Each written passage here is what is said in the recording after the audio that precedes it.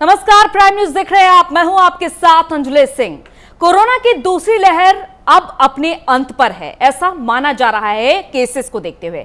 और कोरोना की इस दूसरी लहर को काबू करने में काफी अहम भूमिका कानून के रखवालों यानी हमारे पुलिस अधिकारियों ने निभाई है। ऐसे में पुलिस अधिकारियों पर काफी बड़ी जिम्मेदारी थी। कोरोना को लेकर लोगों में जागरूकता फैलाने से लेकर लॉकडाउन के नियमों का पालन कराने तक हर तरह की जिम्मेदारी पुलिस के कंधों पर थी। और कोरोना के बीच ग्राउंड पर पुलिस के सिपाहियों के साथ तमाम अधिकारी भी उतरे और हालातों को काबू में करने का बीड़ा उठाया। और इसी पर बातचीत करने के लिए हमारे साथ आज गौतम बुद्ध नगर की पुष्पांजलि जी जुड़ चुकी हैं।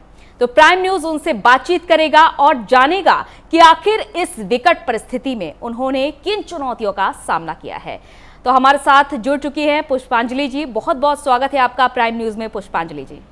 Thank you Anjali ji, thank you. Pushpanjali ji, सबसे पहले तो जिस तरीके से आपने कोरोना में एक अहम भूमिका निभाई है और हम सभी को इस विकट परिस्थिति से बचाया है, सभी को लॉकडाउन में नियमों का पालन कराया है, पूरी तरीके से एक अलग ही भूमिका, एक अहम भूमिका आपने निभाई, उसके लिए आपको बहुत बहुत बधाई। क्योंकि कोरोना केसेस आप ही के चलते कम हुए हैं, लोग अपने घरों में महफूज हैं, सुरक्षित हैं, तो वो सिर्फ आपकी बदौलत है। सबसे पहला सवाल पुष्पांजलि जी, जिस तरीके से ये विकट परिस्थिति है, हालांकि कोरोना की जो रफ्तार है वो काफी कम देखी जा रही है, लेकिन इस विकट परिस्थिति से जिससे हम निकल कर आए हैं, आपने किन किन बड़ी चुनौतियों का सामना किया? सबसे पहले तो मैं कहूंगी कि कोरोना हम सबके सामने एक बहुत बड़ी चुनौती बन के उभरा। और ये जो पुलिस विभाग है उसकी मुख्यतः रिस्पॉन्सिबिलिटी रहती है कि एनफोर्समेंट के जितने तरीके हैं, जितने ऑप्शंस हैं, जिस तरह से एनफोर्समेंट किया जाना है, कर्फ्यू का, मास्क पहने जाने का और अन्य जो शासन के आदेश निर्देश आते हैं उन सब का, उसको हम सब ने एक टीम की तरह बहुत तत्परता पूर्वक, बहुत लगन से उनका हमने पालन कराया। ये सबसे बड़ी एक चुनौती थी, इसका पालन कराना, जिसको हमने इंश्योर किया कि एनफोर्समेंट जो होना है वो पूरी तरह से हो। लेकिन एनफोर्समेंट के साथ ही साथ हमने उन चीजों के बारे में भी, जैसे जागरूकता, जनता के बीच जागरूकता फैलाना और जितनी चीजें हम जनता की जिनको जरूरत थी उनकी मदद के लिए कर सकते थे वो भी इंश्योर कराना। तो ये हमने एक 3 pronged स्ट्रैटेजी बनाई थी कि एनफोर्समेंट करना, अवेयरनेस करना और साथ के साथ जो मदद हम लोगों को पहुंचा सकते हैं वो मदद पहुंचाना।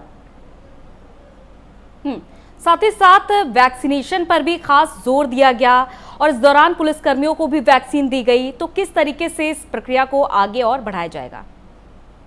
जैसा आप सब भी अवगत हैं कि जो फ्रंट लाइन वर्कर्स हैं उनको सबसे पहले वैक्सीनेशन कराने का प्रारंभ हुआ था। फ्रंट लाइन वर्कर्स, क्योंकि पुलिसकर्मी फ्रंट लाइन वर्कर्स हैं, तो हमने भी वैक्सीनेशन जो हमारे पुलिसकर्मी हैं उनको कराने पर बहुत एम्फेसाइज किया था। और हमारे जो 95% पुलिसकर्मी वैक्सीनेट हो चुके थे।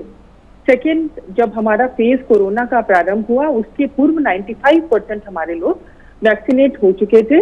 और जो जैसा आपने पूछा है कि अब हमारी क्या स्ट्रैटेजी है, तो हमारा अभी फ्यूचर के लिए जो हमारी पाइपलाइन में है कि जो हमारे पुलिसकर्मी हैं उनके जो परिवारीजन हैं उनको भी हम वैक्सीनेशन प्रक्रिया के माध्यम से उनको जो है वैक्सीनेट कराने का कार्यक्रम प्रारंभ कर रहे हैं।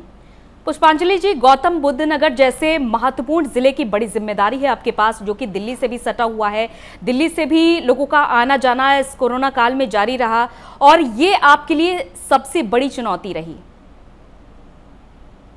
जी, ये एक मुद्दा था क्योंकि दिल्ली से हमारा बॉर्डर है नोएडा का, लेकिन हम सब ने दिल्ली से और नोएडा हम सब लोगों ने आपस में कोऑर्डिनेट करके, इसके अलावा जो हमारे जितने विभाग हैं हम सब लोगों ने आपस में कोऑर्डिनेट करके ये इंश्योर किया कि जो गाइडलाइंस हैं, कोविड प्रोटोकॉल्स हैं, जो कर्फ्यू की गाइडलाइंस है वो सब भी पालन हो। लेकिन साथ के साथ हमने ये भी इंश्योर किया कि किसी व्यक्ति को जिसको आवश्यकता है, जो जरूरत है, जो अर्जेंसी में है, उसको जो किसी प्रकार का दिक्कत न हो, उसको किसी प्रकार का व्यवधान न उत्पन्न होने पाए। इन दोनों चीजों को हमने बैलेंस करते हुए सारी चीजें इंश्योर करने का प्रयास किया है। और इस दौरान जैसा कि पुष्पांजलि जी, तो जो तमाम हॉस्पिटल्स हैं और कई कोविड सेंटर्स हैं, यहाँ पर काफ़ी ज़्यादा ऑक्सीजन की कमी देखी गई और साथ ही साथ बेड्स की भी संख्या हमने कम देखी, क्योंकि मरीजों का आंकड़ा दिन ब दिन बढ़ता ही चला जा रहा था। इन सभी चुनौतियों का सामना आपने आखिर कैसे किया? आखिर कैसे ऑक्सीजन अस्पतालों में पहुंचाई गई?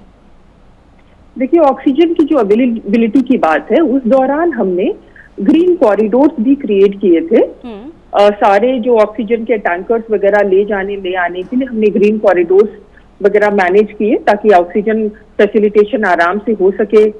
जो ऑक्सीजन फिलिंग फैसिलिटीज थे, वहां पे भी लॉ एंड ऑर्डर इंश्योर करने के लिए पुलिस का डिप्लॉयमेंट किया गया था। जहां पे बेड्स की कमी थी, उन संबंधित विभागों से टाई अप किया गया। तो इस प्रकार से हमने जो है इस पूरी प्रक्रिया को फैसिलिटेट करने का प्रयास किया।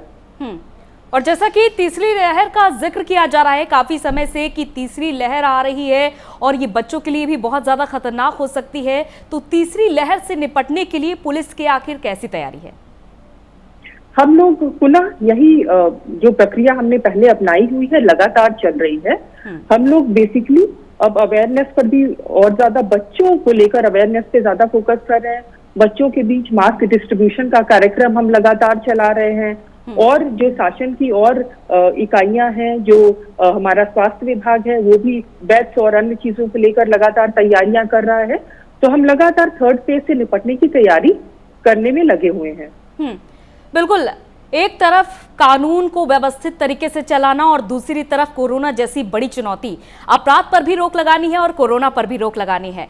तो इन दोनों विकट परिस्थितियों में आपने सामंजस्य कैसे बिठाया?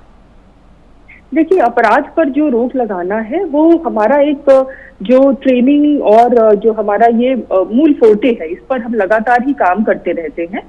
तो ये कॉन्टिन्यूअस प्रोसेस है। और क्योंकि कोरोना जब आपदा इस तरह की आती है, जब एक्स्ट्रा ऑर्डिनरी सिचुएशन होती है, तो सबको एक्स्ट्रा ऑर्डिनरी रिस्पॉन्स भी करना पड़ता है।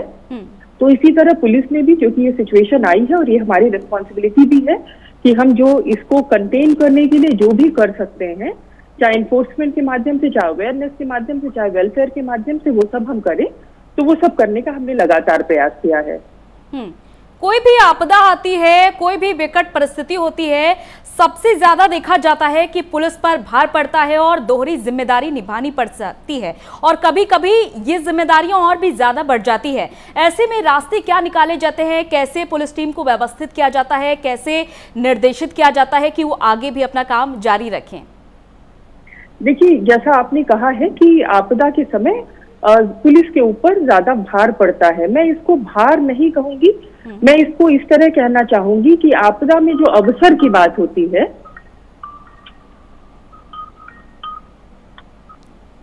जो हम आपदा में अवसर की बात कहते हैं, वो केवल ऐसे लोगों के लिए नहीं होता जो नकारात्मक होते हैं, बल्कि आपदा में अवसर ऐसे लोग भी ढूंढते हैं जो सकारात्मक होते हैं, जो लोगों की मदद करना चाहते हैं, जो अपनी ड्यूटीज को और एक्स्ट्रा करके जितना भी समाज में कंट्रीब्यूट कर सकते हैं उतना करना चाहते हैं।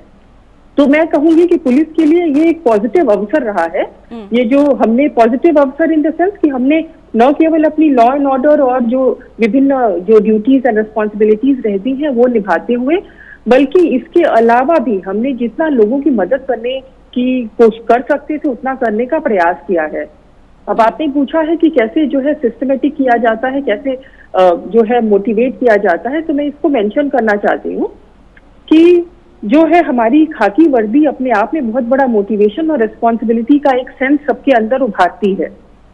साथ ही साथ जब हमारे सारे लोग एक टीम की तरह काम करते हैं और इनको ये संतोष रहता है कि जो है उनका बैकअप सपोर्ट अवेलेबल है, उनको लगातार हम सब लोग जाकर उनके साथ काम करते हैं। अगर उनका या उनका परिवार किसी समस्या में आता है तो उसके लिए हम लोग उनके सपोर्ट के लिए तैयार रहते हैं।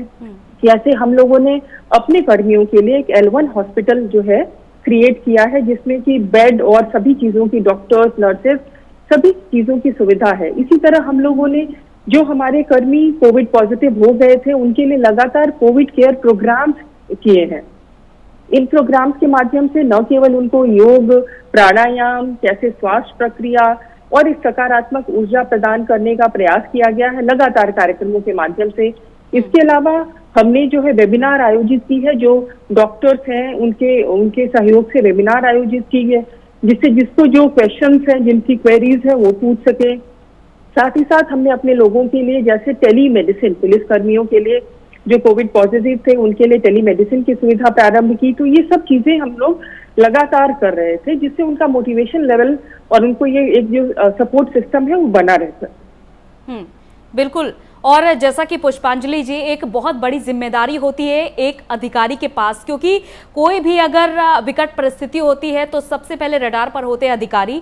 सूबे के मुखिया सबसे पहले अधिकारियों के साथ ही बैठक करते हैं, उनको ही निर्देशित करते हैं और आगे अधिकारी को इस आदेश को आगे ले जाना होता है, टीम को दुरुस्त करना होता है, टीम को व्यवस्थित करना होता है। ये भी एक बड़ी जिम्मेदारी है आपके कंधे पर। आप बिल्कुल सही कह रहे हैं अंजलि जी। और जैसा आप देख रहे होंगे कि हमारे गौतम बुद्ध नगर कमिश्नरेट के जो हमारे कमिश्नर आलोक सर हैं, उनका अप्रोच सदा बहुत ही पॉजिटिव और बहुत ही जो हम लोग सब हैं ऑफिसर्स को बहुत क्लियर डायरेक्शन देने वाला और बहुत ही पॉजिटिव अप्रोच हमेशा से रहता है। तो और हमको उनका मार्गदर्शन लगातार मिलता रहता है। हम उनके मार्गदर्शन में अपने जो हमारे साथ जो टीम है, हमारे साथ जो लोग लगातार काम कर रहे हैं, उनको भी हम ब्रीफ करते हैं, मोटिवेट करते हैं, उनके साथ काम करते हैं और फिर इस प्रक्रिया को, इस उद्देश्य को, जो हमारा लार्जर गोल है लॉ एंड ऑर्डर के साथ कोरोना संक्रमण को कंटेन करने का, वो इंश्योर करने का लगातार प्रयास करते हैं। बिल्कुल। पुष्पांजलि जी, आप भी एक महिला हैं, मैं भी एक महिला हूं और महिलाओं की सुरक्षा एक बड़ी जिम्मेदारी है, वो भी आपके कंधों पर है, क्योंकि यही कहा जाता है कि एक महिला ही महिला का दर्द समझ सकती है। तो आगे महिलाओं की सुरक्षा को लेकर क्या कुछ कड़े कदम उठाए जा रहे हैं आपकी तरफ से? ये सबसे पहले मैं ये मेंशन करना चाहती हूँ कि जैसे हम कहते हैं कि केवल एक महिला ही महिला का दर्द समझ सकती है, तो मैं थोड़ा सा इससे कम सहमत हूँ। मैं ऐसा देखती हूँ कि ऐसे बहुत सारे पुरुष भी होते हैं जो सेंसिटिवली महिलाओं की समस्याओं को भी समझ पाते हैं। तो जो एक महिला का जो हम सुरक्षा की बात कहते हैं और जो अपराध नियंत्रण की स्ट्रैटेजी की बात करते हैं, ये हमेशा तभी सक्सेसफुल होती है जब महिला और पुरुष दोनों साथ आते हैं और साथ मिलकर प्रयास करते हैं।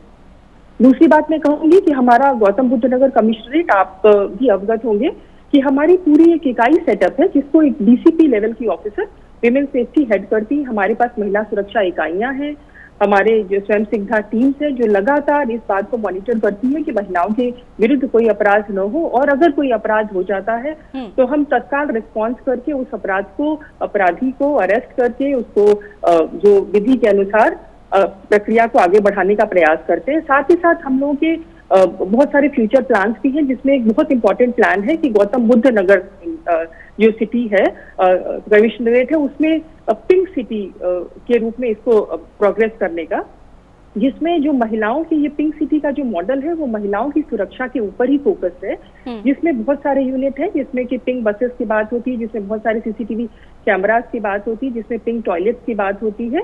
तो ये सब चीजें जो टेक्नोलॉजिकल अपग्रेडेशन है वो भी हम करने का लगातार प्रयास कर रहे हैं।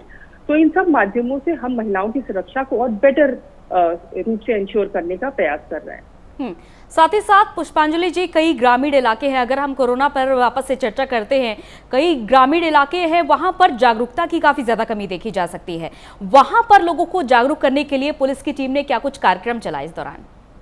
जी, हमने केवल जो जागरूकता के कार्यक्रम है, ऐसा नहीं कि केवल शहरों में ही कार्यक्रम चलाए हैं। हमने यहाँ पे शहरों में RWAs के साथ मीटिंग जरूर की है। इसके अलावा सोशल मीडिया के माध्यम से हमने लोगों को अवेयर करने का प्रयास किया है। साथ ही के साथ गांवों में भी हमने PA सिस्टम के माध्यम से, हमारे मीडिया कैंपेन के माध्यम से, हमारे वीडियोस के माध्यम से, हमारे पुलिस कर्मियों ने, हम लोगों ने जा कर भी जागरूकता फैलाने का बहुत प्रयास किया है और ये कार्यक्रम लगातार जारी है। और इन सब कार्यों के दौरान जैसा कि देखा जा सकता है कि पुलिस पर एक अलग ही दबाव होता है, क्योंकि जनता की जिम्मेदारी होती है, अपनी ड्यूटी भी समय पर निभानी होती है, क्योंकि कोई भी समस्या होती है तो पुलिस ही नजर आती है। उस वक्त काफी ज्यादा प्रेशर में काम कर रहे होते हैं, काफी ज्यादा तनाव की स्थिति भी होती है। तो ऐसे में इस तनाव की स्थिति से निकलने के लिए, उबरने के लिए क्या कुछ किया जाता है? देखिए, ये बात सही है कि बहुत सारी ऐसी सिचुएशंस होती हैं जिसमें प्रेशर काफी बढ़ जाता है, लेकिन प्रेशर हमेशा जो भी मैंने जैसा पहले मेंशन किया कि हमेशा एक अवसर भी लेकर आता है आपको पॉजिटिवली रिस्पॉन्स करने का। और ये जरूरी है कि हम लोग पॉजिटिवली रिस्पॉन्ड करें और उसके लिए अपना मोटिवेशन लगातार बरकरार रखें। जैसा मैंने आपको पहले मेंशन किया कि हम लोग लगातार अपनी फोर्स जो काम कर रही है उनके बीच में जाते रहते हैं, उनका टेक केयर करना, उनकी फैमिलीज का सपोर्ट सिस्टम भी हम इंश्योर करने का प्रयास करते हैं। बहुत सारे ऑनलाइन प्रोग्राम्स करते हैं, वेबिनार्स करते हैं, उनकी ब्रीफिंग करते हैं, उनको लॉजिस्टिक सपोर्ट करते हैं, एक टीम की तरह काम करते हैं ताकि हमारा मनोबल लगातार बना रहे और हम लोग जो हमारे टारगेट है, जो हमारे लक्ष्य हैं, वो उसको हम फुलफिल कर सकें। बिल्कुल। और गौतम बुद्ध नगर जिले के लिए आप क्या कुछ संदेश देना चाहेंगी हमारे माध्यम से?